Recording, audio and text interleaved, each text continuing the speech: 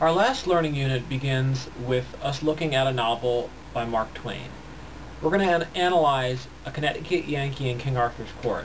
This was his last major novel. It was written in the late 1800s.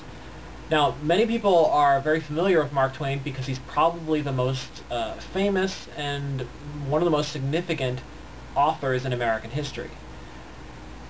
But many people are more comfortable with his earlier works, The Adventures of Tom Sawyer and The Adventures of Huck Finn. Those novels are commonly taught in the middle and high school level. But sometimes in the way they're taught more as simple Disney stories, to be honest. The complexity of those novels is often glossed over or really not taught to a younger audience.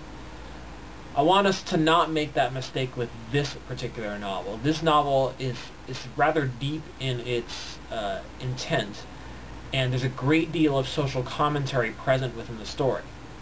Now, Mark Twain is known as a humorist, but his humor is more satire, particularly political and social satire, where he's trying to make an actual point.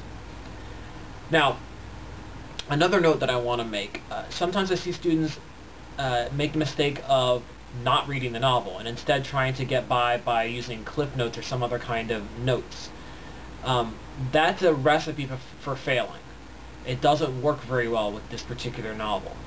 I've seen that happen in the past, and those students usually end up doing poorly on the quizzes, and particularly they do very poorly on the final exam. So please don't make that mistake.